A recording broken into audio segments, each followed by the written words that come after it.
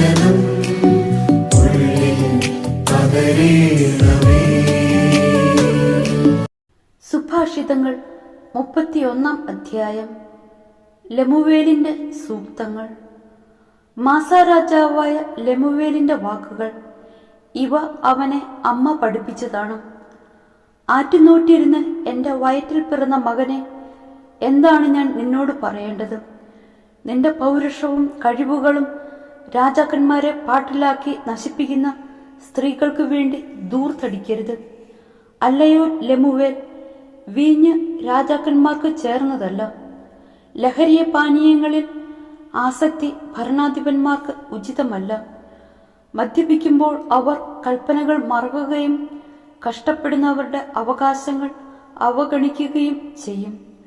ലഹരി പാനീയം നാശത്തിന്റെ വക്കിലെത്തിയവനും വീഞ്ഞ് കഠിന ദുഃഖത്തിൽ അകപ്പെട്ടിരിക്കുന്നവർക്കും കൊടുക്കുക.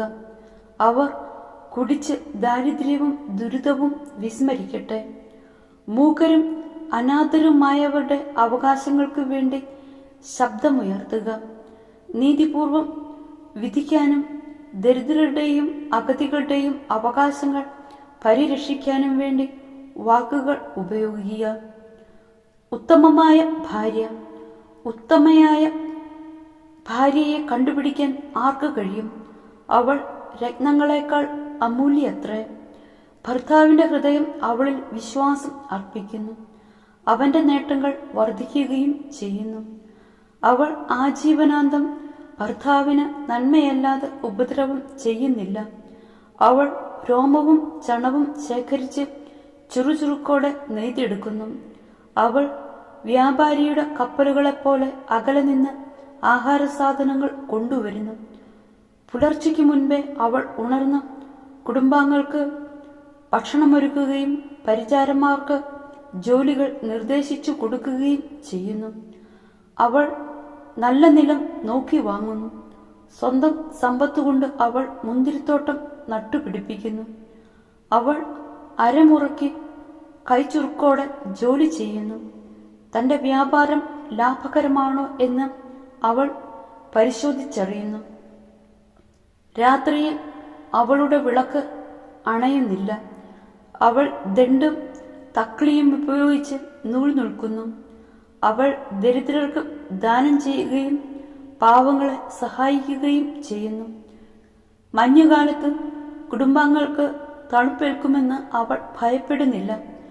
അവർക്ക് ധരിക്കാൻ ഇരട്ട വസ്ത്രങ്ങളുണ്ട്. അവൾ സ്വയം വിരിപ്പുകൾ നിർമ്മിക്കുന്നു. മൃദുലവും ധൂമ്രവർണ്ണവുമായ പട്ടുവസ്ത്രങ്ങളാണ് അവൾ ധരിക്കുന്നത്. ശ്രേഷ്ഠന്മാരോടൊപ്പം ഇരിക്കുമ്പോൾ നഗര കവാടത്തിൽ അവളുടെ ഭർത്താവ് ശ്രദ്ധേയനാകുന്നു. അവൾ ചണവസ്ത്രങ്ങൾ ഉണ്ടാക്കി വിൽക്കുകയും അരപ്പട്ടകൾ വ്യാപാരിക്ക് എത്തിച്ചു കൊടുക്കുകയും ചെയ്യുന്നു. അവൾ കഴിവും അന്തസ്സും അണിയുന്നു. ഭാവിയെ നോക്കി പുഞ്ചിരിക്കുന്നു. അവൾ വായ് തുറന്നാൽ ജ്ഞാനമേ പുറത്തു വരും. ദയാമസൃണമായ ഉപദേശം അവളുടെ നാവിലുണ്ട്. കുടുംബാംഗങ്ങളുടെ നടപടികൾ അവൾ ശ്രദ്ധാപൂർവം വീക്ഷിക്കുന്നു.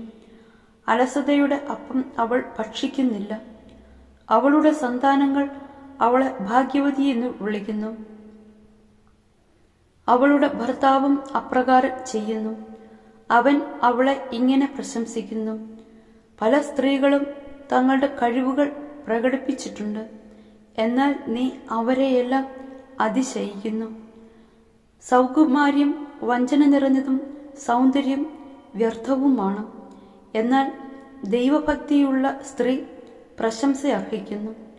അവളുടെ അധ്വാനത്തെ വിലമതിക്കുവിൻ. അവളുടെ പ്രവൃത്തികൾ നഗര കവാടത്തിൽ അവൾക്ക് പ്രശംസയായിരിക്കട്ടെ.